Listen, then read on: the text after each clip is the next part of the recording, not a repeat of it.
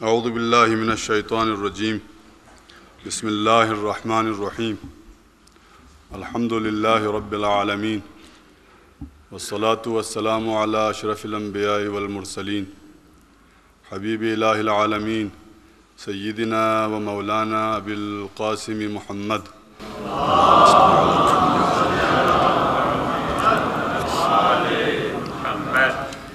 وعلى آلہ الطیبین الطاہرین المعصومین ولعنۃ الدائمۃ الابدیہ علی اعدائہم اجمعین اما بعد فقد قال رسول اللہ صلی اللہ علیہ وآلہ وسلم انی تارک فیکم الثقلین کتاب اللہ وعطرتی اہل بیتی ما ان تمسکتم بہما لن تضلوا بعدی وَلَن يَفْتَرِقَا حَتَّى يَرِدَا عَلَيَّ الْحَوْض۔ آج انسانی معاشرہ بالعموم اور اسلامی معاشرہ بالخصوص اگر انحرافات، خرافات اور بیماریوں کا شکار ہے تو اس کے علل و اسباب جو بھی بیان کیے جائیں، ایک جملے میں یہ کہا جا سکتا ہے کہ اللہ کے دیے ہوئے آئین پر عمل نہ کرنے کی وجہ سے ہے۔ یہ آئین انسانی معاشرے کے لیے رب العالمین کی جانب سے عنایت ہوا، عطا ہوا۔ اس آئین کے بنانے میں انسانی ذہن کار فرما نہیں۔ انسان اپنی روزمرہ کی زندگی کے لیے کچھ سوچ بچار کر سکتا ہے اور اپنے معمولی مسائل کو سلجھانے کے لیے وہ اپنی ذہنی تخلیق سے کام لے سکتا ہے، جس کی اجازت بھی ہے اور جس کی طاقت اور قدرت بھی ہے۔ لیکن ایک انسانی معاشرے کو اول سے لے کر آخر قیامت تک اور انسانوں کے تمام نفسیاتی تقاضوں کو پیش نظر رکھتے ہوئے، آنے والی نسلوں کی ضرورتوں کو سامنے رکھتے ہوئے ایک آئین بنانا انسان کے بس میں نہیں ہے، اس لیے کہ انسان کا ذہن محدود ہے۔ انسان کی سوچ چند قدم اپنے آگے سے بڑھ کر نہیں سوچ سکتی ہے۔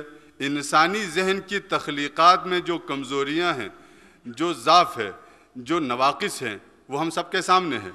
تو کیا ایک انسان باقی انسانوں کے لیے، وہ بھی ان کے اندرونی حالات، ان کے بیرونی حالات، ان کے معاشرتی تقاضے، ان کے خاندانی مسائل، ان تمام مسائل کو سمیٹ کر حل کرنے کے لیے کوئی آئین تخلیق کر سکتا ہے؟ یہ ایک انسان کے لیے ناممکن ہے۔ انسانی زندگی کو سنوارنے کے لیے دو عالم میں، ایک اس دنیا کے اندر اس کی زندگی سنور جائیں، ایک پاکیزہ زندگی ہو جائے، ایک اچھی زندگی گزر جائے، ایک سالم اور صاف اور شفاف معاشرہ تشکیل پائے، اور دوسری جو زندگی جو اہم ترین ہے وہ اس کی آخرت کی زندگی ہے، وہ ہمیشہ رہنے والی ابدی زندگی ہے۔ اس کے اندر انسان کو نہ موت آتی ہے، اس لیے کہ جاویداں ہے، اور اس کے اندر انسان کے کمالات کا ادراک کرنا اس دنیا کے اندر ممکن نہیں ہے۔ ایسی زندگی کو بھی اسی دنیا کے اندر بیٹھ کر سنوارنا ہے، ان درجات کا تعین بھی اس دنیا کے اندر بیٹھ کر کرنا ہے، ان مقامات اور ان بلندیوں کا احساس بھی اسی دنیا میں رہ کر کرنا ہے۔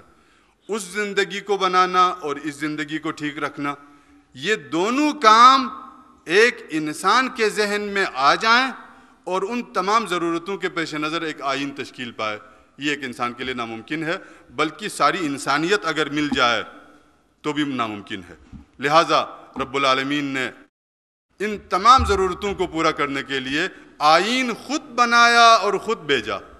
جی، آئین خود تشکیل دیا، جسے ہم کلام اللہ سے تعبیر کرتے ہیں، جس کو اتارنے کے بعد سمجھنا بھی عام انسانوں کے بس میں نہ تھا، جس کے لیے رب العالمین نے انتظام کیا کہ اگر تم اس آئین کو پڑھ نہیں سکتے اور پڑھ کر سارے نکات کو اور تمام اس کے اندر جو قوانین ہیں ان قوانین کو سمجھ نہیں سکتے، تو سمجھانے والے بھی میں بھیج رہا ہوں، جن کا نام انبیاء علیہم السلام ہے اور ائمۃ المعصومین علیہم السلام ہے، جس کی طرف واضح اشارہ جناب رسالت مآب خاتم المرسلین سرور کونین محمد مصطفیٰ صلی اللہ علیہ وآلہ وسلم نے اپنی اس مشہور اور معروف متفقہ فریقین کے درمیان متواتر حدیث میں فرمایا انی تارکن فیکم الثقلین، میں دو گراں بہا چیزیں چھوڑ کے جا رہا ہوں، کتاب اللہ، ثقل اکبر کتاب اللہ ہے، اللہ کی کتاب، وعطرتی اہل بیتی، اور دوسرا میرے اہل بیت ہیں، ما ان تمسکتم بہما لن تضلوا بعدی، میرے بعد اگر تم ان دونوں سے متمسک رہو تو ہرگز ہرگز گمراہ نہ ہوں گے، نجات پاؤ گے، سعادت کی منزل پر پہنچ سکو گے، بشرطے کہ ان دونوں سے متمسک رہو۔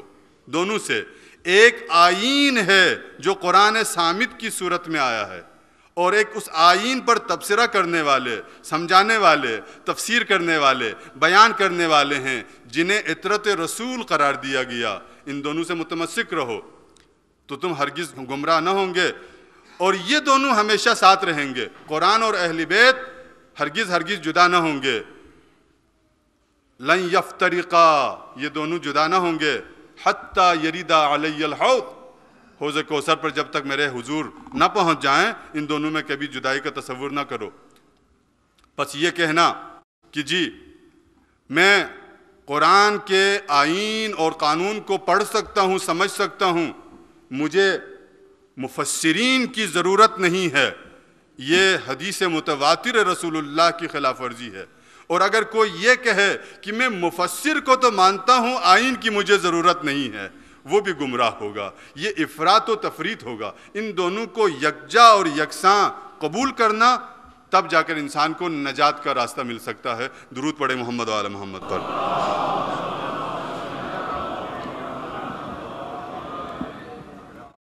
قرآن کی حقیقت کیا ہے؟ قرآن ہے کیا؟ معرفت القرآن ایک مسلمان کے لیے کتنا اہم نکتہ ہے، معرفت القرآن۔ خود قرآن کی زبانی سنیں کہ قرآن اپنا تعارف کیسے کراتا ہے۔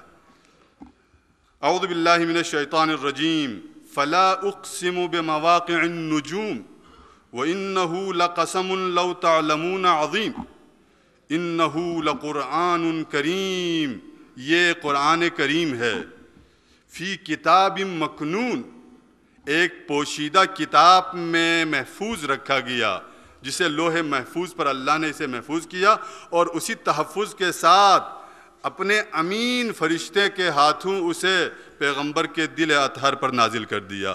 جیسے جس انداز سے نازل کیا کہ امین فرشتہ ہے لے کے آنے والا، وحی کا امین، امین وحی اللہ، اللہ کے وحی اور پیغامات کا امین فرشتہ جبرائیل لے کر آتا ہے اور قلب رسول اطہر پر اسے نازل کر دیتا ہے۔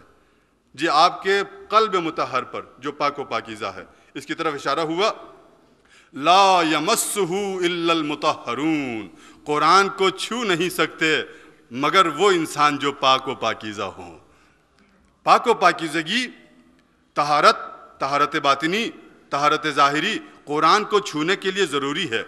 فقہی اعتبار سے بھی آپ جانتے ہیں کہ قرآن کے خط کو مس کرنے کے لیے، قرآن کے الفاظ پر ہاتھ رکھنے کے لیے طہارت شرط ہے، وضو شرط ہے، جی جنابت اور دیگر آلودگیوں سے پاک ہونے کی ضرورت ہے۔ یہ تو ایک ظاہری پاکیزگی ہے جو قرآن کے ظاہری الفاظ سے چھونے کے لیے اور اس پر ہاتھ رکھنے کے لیے، لیکن قرآن کے ان لطائف کو، قرآن کی ان ظرافتوں کو، قرآن کی ان معنویتوں کو، قرآن کی اس روحانیت کے اعلیٰ درجوں کو دل کے اندر اتارنے کے لیے دل کو پاکیزہ کرنے کی ضرورت ہے۔ یہ شرط ہے قرآن مجید کی کہ لا یمسہ، چھو نہیں سکتا قرآن کو مگر وہ انسان جو پاک ہے، پاکیزہ ہے، اس لیے کہ قرآن کلام اللہ مجید ہے، اللہ کا کلام ہے۔ اس سے زیادہ اعزاز قرآن کے لیے اور اہل قرآن کے لیے کیا چاہیے کہ کلام الہی ان کے سامنے ہے، اللہ کا کلام، اللہ گفتگو کر رہا ہے اپنے بندوں سے اس قرآن مجید کے ذریعے سے، پاک مقام سے اتر کر آیا، پاک ظرف کے اندر جو قلب رسول اللہ صلی اللہ علیہ وآلہ وسلم ہے، جی ظرف بھی پاک، مظروف بھی پاک، جس کے اندر اترنے والا وہ بھی پاک و پاکیزہ، جس کے اندر اتر رہا ہے وہ بھی پاک و پاکیزہ، اور جس زبان سے یہ بیان ہو رہا ہے وہ بھی پاک و پاکیزہ۔ کتنی پاک زبان تھی رسول خدا صلی اللہ علیہ وآلہ وسلم کی کہ جن کو مبعوث پر رسالت ہونے سے پہلے بھی آپ کے دوست اور دشمن کہتے تھے کہ صادق اور امین ہیں، سچے ہیں اور امین ہیں۔ درود بھیجے محمد و آل محمد پر۔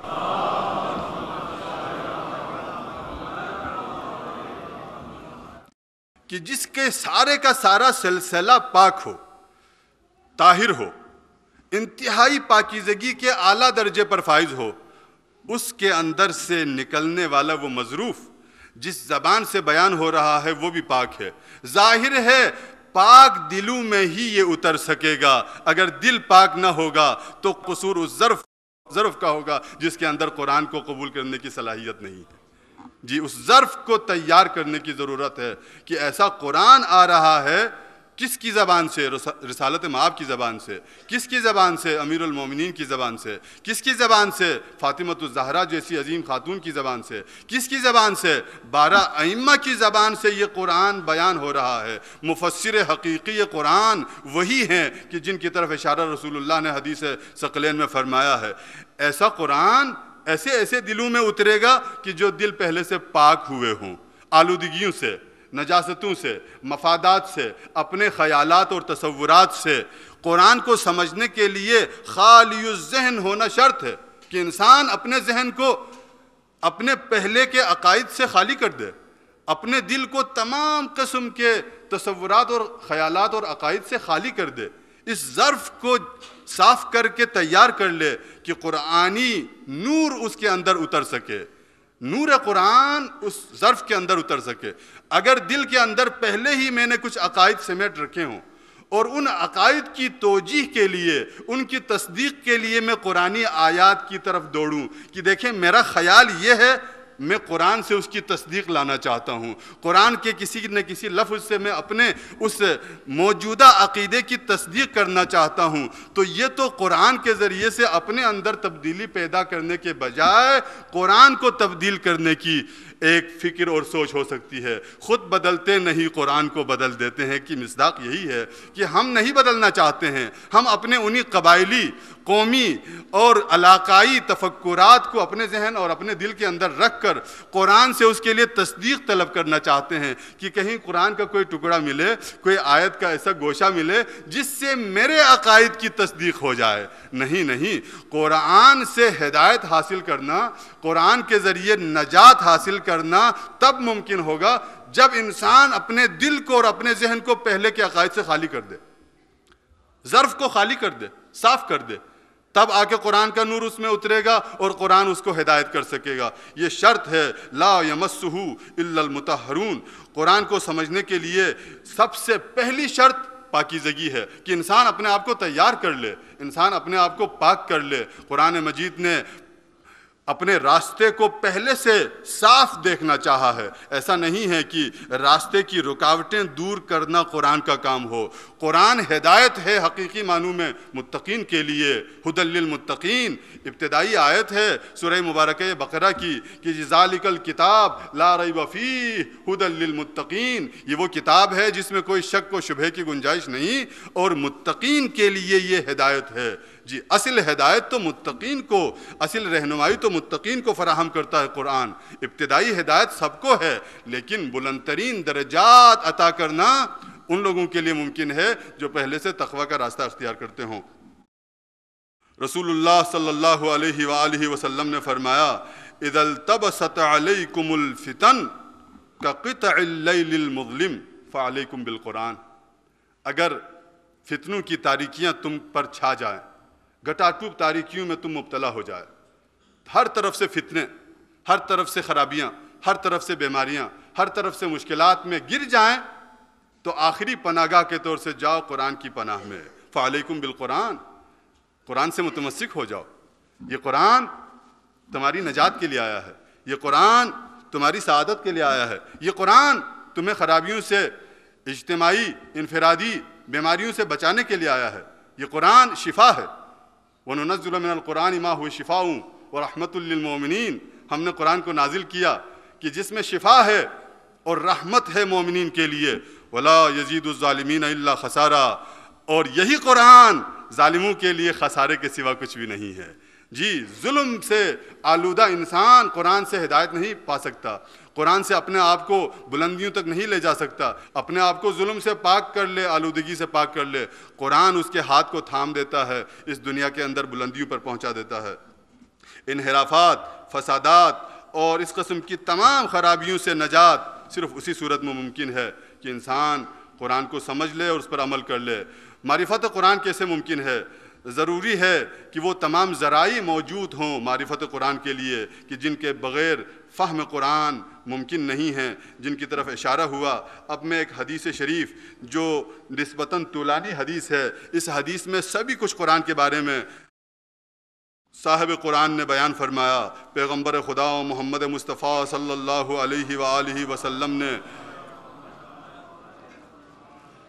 قرآن کے متعلق بیان فرمایا، اور پیغمبر سے زیادہ قرآن کے متعلق کون بیان کر سکتا ہے کہ جس کے قلب اطہر پر 23 سال کے عرصے میں قرآن نازل ہوا اور ایک دفعہ مکمل بھی نازل ہوا، اور قرآن کا منبع اور سرچشمہ قلب پیغمبر ہے، وہی قرآن کی صحیح شناسائی اور صحیح اس کا تعارف فرما سکیں گے۔ آپ نے فرمایا ان ھذا القرآن ھو النور المبین، یہ قرآن واضح ترین نور ہے۔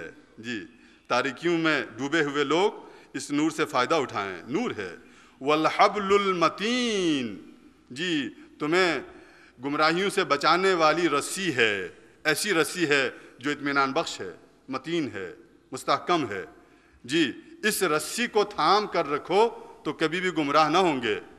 وَاعْتَصِمُوا بِحَبْلِ اللَّهِ، حبل اللہ سے متمسک ہو جاؤ اور تفریقے کا شکار نہ ہو جاؤ، یہ ہلاکت کا باعث ہے۔ تفریقے کے نتیجے میں تمہارا معاشرہ برباد ہوگا، تباہ ہوگا، برائیوں سے بھر دیا جائے گا۔ اس سے نجات کے لیے ضروری ہے کہ تم حبل اللہ سے متمسک ہو جاؤ۔ والحبل المتین والعروۃ الوثقی، اور وہ اطمینان بخش مستمسک ہے کہ جس سے تم متمسک ہو سکتے ہو۔ والدرجۃ العلیٰ، اگر بلندی کی جانب جانا چاہتے ہو، یہی قرآن ہے کہ جس کے ذریعے تم بلندی پا سکتے ہو، یہ درجۃ العلیٰ ہے۔ قرآن کو حاصل کرو، سمجھو۔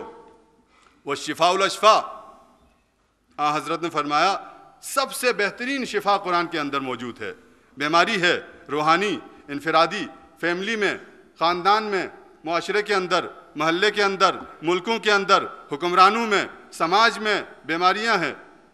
رشوت کی بیماری ہے، ظلم و ستم کا بازار گرم ہے، معاشرے کے اندر مردگی کے آثار نمایاں ہے۔ ان سب کا اگر تم علاج کرنا چاہتے ہو تو آؤ قرآن کی طرف، یہ شفاء الاشفاء ہے۔ قرآن سے شفا حاصل کرو، اپنے دلی بیماریوں کے لیے، اپنے جسمانی بیماریوں کے لیے، اپنے روحانی بیماریوں کے لیے قرآن سے شفا حاصل کرو۔ ہاں جی، قرآن کسی حکیم کا نسخہ نہیں ہے کہ ایک نسخہ لکھ دیا، اس سے کوئی دوائی مل گئی اور کھا لی، یا جیسے ورد کر لیا اور ایک دم کر دیا تو آپ کو شفا مل جائے۔ کچھ جسمانی بیماریوں کے لیے یہ بھی ممکن ہے کہ قرآن سے استشفاء کیا جائے، لیکن حقیقی روحانی بیماریوں کے لیے قرآن سے شفا حاصل کرنے کا مقصد یہ ہے کہ قرآن پر عمل کیا جائے۔ والفضیلۃ الکبریٰ، اور سب سے بڑی فضیلت اگر اس کائنات کے اندر ہے تو وہ قرآن مجید ہے۔ والسعادۃ العظمیٰ، سب سے بڑی سعادت اگر اس دنیا کے اندر میسر ہے تو وہ قرآن مجید کی صورت میں ہے۔ من استضاء بہ نورہ اللہ، رسول اللہ کے وعدے کو خوب ذہن نشین فرمائیے گا۔ من استضاء بہ، جو اس قرآن سے ضیاء لینا چاہتا ہے، نور لینا چاہتا ہے، جو اس سے اپنے تاریک دل کو نورانی بنانا چاہتا ہے، نورہ اللہ، اللہ تعالیٰ اس کے دل کو نورانی بنا دیتا ہے۔ شرط یہ ہے کہ وہ طلب کرے۔ من استضاء بہ اللہ، اللہ سے اور قرآن سے نور لینا چاہے، کم از کم چاہت کی تو ضرورت ہے نا، خواہش کی ضرورت تو ہے کہ اسے نور چاہیے ہو۔ من استضاء بہ نورہ اللہ، جو اس قرآن سے نور لینا چاہتا ہے اللہ تعالیٰ اس کے دل کو نورانی بنا دیتا ہے۔ وَمَنْ عَقَدَ بِهِ أُمُورَهُ، یہ بہت اہم نکتہ ہے، جو اپنے مسائل کو، جو اپنے امور کو، زندگی کے امور کو، اپنے خاندانی مسائل کو، اپنے اقتصادی مسائل کو، اپنے دیگر قسم کے تمام مسائل کو قرآن سے جوڑنا چاہے، قرآن پر ان کو رکھنا چاہے کہ قرآن کے مطابق میں ان مسائل کا حل ڈھونڈنا چاہتا ہوں، عصمہ اللہ، اللہ تعالیٰ اسے بچا دے گا شر دشمن سے، جی شر کفار، شر ملحد اور شر دشمن قرآن سے اسے بچا دے گا۔ جس طرح سے اللہ تعالیٰ نے اپنے نبی کو غدیر خم میں ارشاد فرمایا، اے نبی اس پیغام کو پہنچا دے کہ اللہ تجھے دشمنوں سے بچا دے گا، اپنے نبی کو اسی پیغام رسانی کے ذریعے سے اللہ تعالیٰ بچاتا ہے، تو اس قرآن پر عمل کرنے والے کو بھی اللہ تعالیٰ خطرات سے بچا دے گا۔ عصمہ اللہ ومن تمسک بہ، اور اللہ تعالیٰ وعدہ دیتا ہے پیغمبر کی زبان سے، ومن تمسک بہ، جو بندہ قرآن سے متمسک ہوگا، قرآن کو اپنے لیے آئین سمجھے گا، قرآن کو اپنے لیے حقیقی معنوں میں رہنما اور رہبر سمجھے گا، نورہ اللہ، اللہ تعالیٰ اس کے دل کو نورانی بنا دیتا ہے قرآن کے احکام سے۔ ومن لم یفارق احکامہ، اور جو اللہ کے اس بیان کردہ احکام سے جو قرآن مجید کے اندر ہے، رفع اللہ، اللہ تعالیٰ اسے بلندی عطا کرتا ہے، اسے درجہ عطا کرتا ہے، اسے عزت عطا کرتا ہے، اسے وقار عطا کرتا ہے۔ وَمَنِ اسْتَشْفَى بِهِ شَفَاهُ اللہ، تاکید سے فرمایا جو شفا حاصل کرنا چاہتا ہے اپنی بیماریوں کے لیے اللہ تعالیٰ شفا دیتا ہے۔ وَمَنْ آثَرَهُ عَلَى مَا سِوَاهُ، یہ بہت اہم نکتہ ہے کہ جو قرآن کے سوا تمام چیزوں کو چھوڑ دے پیٹ پیچھے اور قرآن ہی کو مطمع نظر رکھے اپنی دنیا میں اور اپنی آخرت کے لیے، ہداہ اللہ، اللہ تعالیٰ ہدایت اسی کی کرتا ہے۔ درود بھیجے محمد و آل محمد پر۔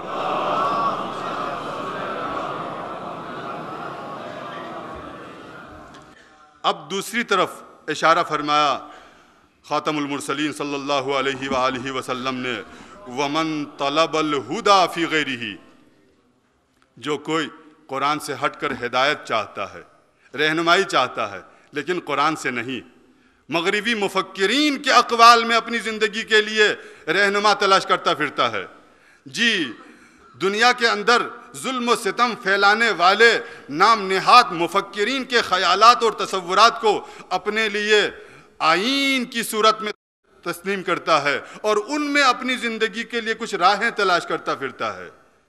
وَمَن طَلَبَ الْهُدَى فِي غَيْرِهِ، قرآن سے ہٹ کر کسی اور چیز میں اگر وہ ہدایت کے راستے تلاش کرتا ہے، کامیابی کی راہیں تلاش کرتا پھرتا ہے، اضلہ اللہ، اللہ تعالیٰ اسے مزید گمراہی میں ڈال دے گا، اس لیے کہ ہدایت قرآن میں ہے اور تم کامیابی کی راہیں دوسری جگہ پر تلاش کرتے ہو۔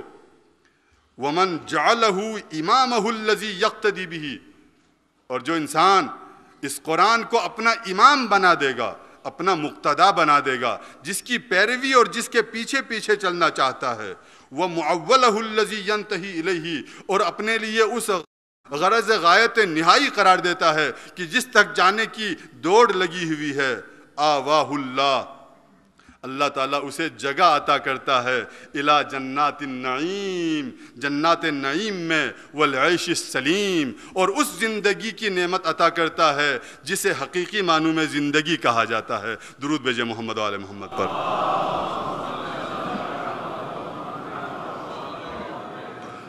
حضرت نے فرمایا فَلِذَالِكَ، اسی لیے قال اللہ تعالی ہدن، اس قرآن کو اللہ نے ہدا اور ہدایت قرار دیا، یعنی ھذا القرآن ہدن و بشرا للمؤمنین، ہدایت ہے اور بشارت ہے مومنین کے لیے، اے بشارت لہم فی الآخرہ، آخرت کے اندر یہی قرآن مومنین کے لیے بشارت ہے۔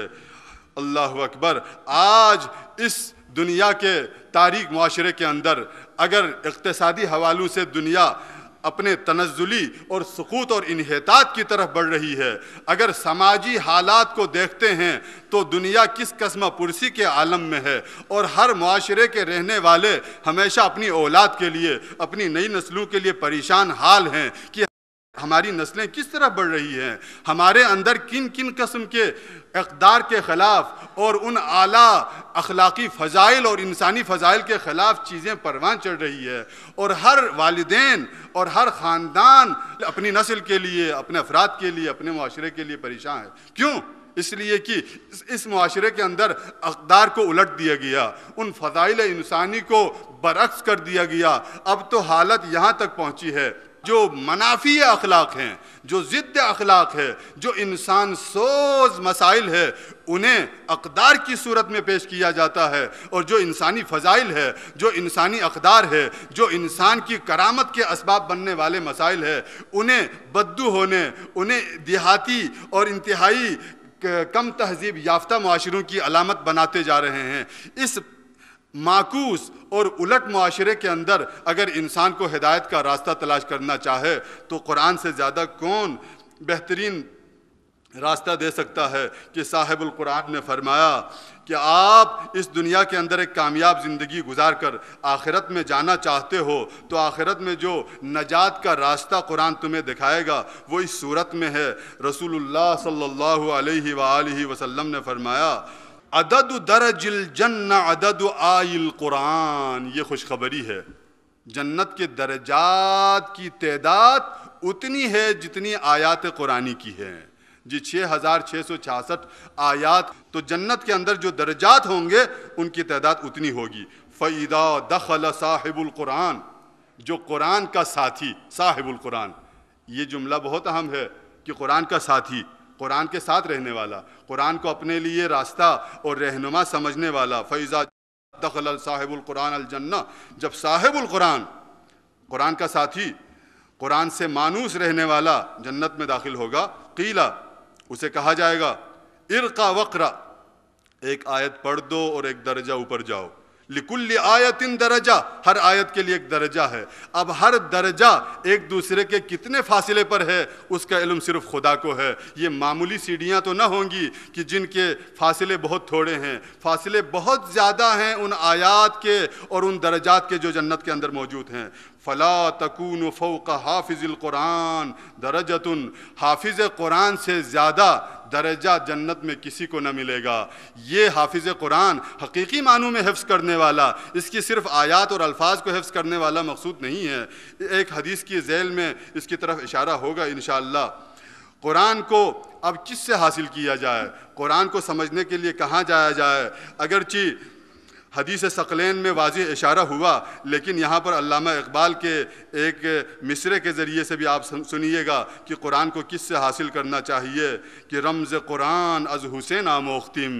جی اگر قرآن کو سمجھنا چاہتے ہو، قرآن کے رمز و راز کو، قرآن کے اسرار کو سمجھنا چاہتے ہیں، جائیں حسین کے در پہ، کہ علامہ اقبال کا یہ دعویٰ ہے اور یہ اعتراف ہے کہ رمز قرآن از حسین آموختیم از ہمی آتش شعلہ افروختیم۔ نہ صرف ہم نے رمز و راز سیکھا کہ اسی آگ سے ہم نے اور شعلے بڑھکا دیے۔ کائنات کو اگر قرآن کے رمز و راز کا علم جس حد تک آج ہے تو وہ حسین علیہ السلام کی برکت سے ہے۔ امام باقر علیہ السلام نے فرمایا قراء القرآن ثلاثۃ، قرآن پڑھنے والوں کی 3 قسمیں ہیں، 3 درجات اور 3 قسمیں قرآن پڑھنے والوں کی ہیں۔ رجل قرأ القرآن فاتخذہ بضاعۃ واستجر بہ الملوک، ایک گروہ وہ ہے جو قرآن کو تو پڑھتا ہے لیکن قرآن کو اپنی معیشت کے لیے، روزی روزگار کے لیے وسیلہ قرار دیتا ہے۔ جی حکمرانوں کے ساتھ قربت کا ذریعہ قرار دیتا ہے۔ جی اپنی عزت و توقیر جو دنیاوی اعتبار سے ہے اسے بڑھانے کا ذریعہ قرار دیتا ہے۔ اگر اس کو کوئی آواز ملی ہے، اگر اس کو قرآن پر کوئی دسترسی حاصل ہے، اگر چند آیات کی ترجمہ اور تفسیر سے آگاہی حاصل ہے تو اس کو بجائے اس کے کہ مرضی خدا اس سے حاصل کر لے، دنیا والوں کی مرضی حاصل کرنے کے لیے استعمال کرتا ہے۔ یہ اہل جہنم ہے امام باقر علیہ السلام کی پیشن گوئی کے مطابق۔ وَاسْتَطَالَ عَلَى النَّاسِ، اور اس قرآن کے ذریعے وہ تکبر کرتا ہے، وہ اپنی بڑائی دکھاتا ہے، وہ دوسروں کو ہیچ سمجھتا ہے، اپنے آپ کو قرآن کا ماہر اور قرآن کا مفسر، قرآن کا قاری اور قرآن کا حافظ سمجھتا ہے۔ وَرَجُلٌ قَرَأَ الْقُرْآنَ، اور دوسرا گروہ وہ ہے کہ قرآن کو پڑھتا ہے، فَحَفِظَ حُرُوفَهُ، حروف کو تو حفظ کرتا ہے، جی حافظ قرآن ہے، 6666 آیات کا حافظ ہے، جی دیکھے بغیر پڑھ سکتا ہے، یا اچھی تجوید میں پڑھ سکتا ہے، اچھی قرات میں پڑھ سکتا ہے، یہ بذات خود اچھا کام ہے، لیکن وَضَيَّعَ حُدُودَهُ، اس کے احکام کو ضائع کرتا ہے، جی اس کے فرامین پر عمل نہیں کرتا، یا سمجھتا نہیں ہے، یا ان کو ضائع کر دیتا ہے۔ گویا ان کے حروف کا تو تحفظ کر چکا، لیکن قرآن کے آئین اور حقیقی معانی اور مفاہیم اور معارف کو ضائع کر دیتا ہے، ان پر عمل پیرا نہیں ہوتا، یہ بھی اہل جہنم ہے۔ وَرَجُلٌ قَرَأَ الْقُرْآنَ، اور تیسرا گروہ وہ ہے جو قرآن کو پڑھتا ہے، وَوَضَعَ دَوَاءَ الْقُرْآنِ، اور قرآن کی اس دوائی کو عَلَى دَاءِ قَلْبِهِ، اپنے دل کی بیماری کے اوپر رکھ لیتا ہے۔ جی، قرآن کو دوا کے طور سے لے لیتا ہے، اپنے دل کی بیماری کی تشخیص کرتا ہے، اس بیماری کے اوپر اس مرہم کو لے جا کے رکھ لیتا ہے، یہ اہل جنت ہے۔ قرآن حقیقی معنوں میں سیکھنے والا یہی گروہ ہے، حقیقی معنوں میں صاحب القرآن یہی گروہ ہے کہ اپنی بیماریوں کے لیے اسے علاج قرار دے، اپنے مسائل کا حل قرار دے، اپنے معاشرے کے اندر جو ظلم و ستم ہو رہا ہے اس ظلم و ستم کے مقابلے کے لیے اس قرآن کو ذریعہ قرار دے۔ اگر قرآن مجید انسانی معاشرے کے اندر تبدیلی پیدا نہ کر سکے اور اس معاشرے کے اندر قرآن کی تلاوت خوب ہو رہی ہو، قرآن مجید کی قراءت خوب ہو رہی ہو، قرآن مجید کی تجوید پر خوب غور کیا جا رہا ہو اور اس کی ادبیات اور اس کے گرامر کے اوپر خوب کام ہو رہا ہو، لیکن وہ قرآن اس معاشرے کو تبدیل نہ کر سکتا ہو، وہ قرآن مہجور قرار پایا ہو کہ جس کی شکایت پیغمبر خدا محمد مصطفیٰ صلی اللہ علیہ وآلہ وسلم بارگاہ الہی میں کریں گے، ربی ان قوم اتخذوا هذا القرآن مہجورا، اے میرے پروردگار میری قوم نے اس قرآن کو مہجور اور متروک کر دیا، اسے طاقچوں کی زینت بنا دیا، اسے قبرستانوں کے لیے تلاوت کا ذریعہ بنا دیا، اس کو اپنے استخارے اور دیگر جزئی اور چھوٹے مسائل کے لیے ایک ذریعہ قرار دے دیا، اس قرآن کو اس مقصد کے لیے استعمال نہ کیا جس مقصد کے لیے اس قرآن کو نازل کیا گیا تھا۔ یہ شکایت ہو سکتی ہے اس امت مسلمہ سے، یقیناً یہ شکایت ہوگی کہ امت مسلمہ کے اندر ہزاروں لاکھوں قراء قرآن موجود ہیں، حافظین قرآن موجود ہیں۔ آغای قراءتی کا قول ہے، ایران کے ایک عظیم مبلغ ہیں، وہ کہتے ہیں کہ میں ایک عرب ملک میں گیا، وہاں جا کر ان کے اس متعلقہ شخص سے ملا تو وہ کہنے لگا ہمارے پاس 5 لاکھ حافظ قرآن ہیں۔ تو اس کا مطلب یہ ہوا کہ ایک ملک کے اندر 5 لاکھ حافظ قرآن ہو سکتے ہیں۔ تو آغای قراءتی کہتے ہیں میں نے ان سے دوسرا سوال کیا، اچھا تو پھر آپ کے معاشرے میں خرابیاں بہت کم ہوئی ہوں گی؟ وہ کہتا ہے کہ خرابیاں تو بہت زیادہ ہے۔ اس کا مطلب یہ ہوا 5 لاکھ حافظ قرآن ہیں، حروف کا تو حفظ کر لیا لیکن قرآن کے معارف اور تعالیم کو پس پش ڈال دیا۔ آج امت مسلمہ کا سب سے بڑا المیہ اور سانحہ یہی ہے کہ قرآن مجید کے پڑھنے والوں کی تعداد بہت زیادہ ہے، قرآن مجید کو حفظ کرنے والوں کی تعداد بہت زیادہ ہے، لیکن قرآن پر عمل کرنے والوں کی تعداد بہت کم ہے، جس کی وجہ سے اس معاشرے کے اندر تبدیلی نہیں آتی ہے۔ برے انسانوں کی حکمرانی کیوں ہے؟ نیک انسان حکمرانی پر کیوں نہیں پہنچتے؟ ان منزلوں تک نیک انسانوں کی رسائی کیوں نہیں ہے؟ آج عالم اسلام جس کسمہ پرسی اور جس ذلت و خواری کا شکار ہے وہ کیوں ہے؟ قرآن کی اس تعلیم پر عمل نہ کرنے کی وجہ سے کہ جس میں فرمایا گیا ہے عزت صرف خدا کے لیے ہے اور اللہ کے رسول کے لیے ہے اور مومنین کے لیے ہے، یہ عزت آپ کا اور امت مسلمہ کا حق ہے، لیکن آج ذلت و رسوائی کا شکار یہ امت کیوں ہوئی؟ یہ امت مسلمہ جو وسائل کے اعتبار سے معدنی، قدرتی اور وسائل اور تمام مالی تمول اور دولت اور ثروت کے اعتبار سے ساری دنیا سے آگے ہے اور تمام قدرتی وسائل تمہارے پاس ہے، لیکن اس کے باوجود اغیار، یہود و ہنود اس امت مسلمہ کو ذلیل و خوار کیے ہوئے ہیں۔ اس کی واحد وجہ قرآن کو پس پش ڈالنا ہے، قرآن کے احکام کو ہماری زندگیوں میں داخل نہ کرنا ہے۔ قرآن کو تلاوت کے لیے تو استعمال نہیں کیا، ٹھیک ہے تلاوت کی اپنی جگہ ایک حسن اور ایک فضیلت ہے، لیکن قرآن معاشرے کو تبدیل کرنے کے لیے آیا ہے، قرآن معاشرے سے ظلم و ستم کو ختم کرنے کے لیے آیا ہے، قرآن معاشرے کے اندر نیکیوں کو پھیلانے کے لیے آیا ہے۔ ہم نے قرآن کو اس معنی کے لیے استعمال نہ کیا، قرآن کو سمجھنے کے وسائل بھی دشمنوں نے کاٹ دیے۔ عربی زبان قرآن کو سمجھنے کا ایک اہم ذریعہ تھی، جس کو امت مسلمہ سے الگ کر دیا، اب اس کی جگہ اغیار نے اپنی زبان کو ڈال دیا، انگریزی کو یا کسی اور زبان کو۔ اس کو اس لیے فروغ دیا گیا کہ مسلمان عربی سے دور ہو جائیں، جس کے نتیجے میں قرآن کے احکام اور تعلیم سے وہ فاصلے پر رہیں۔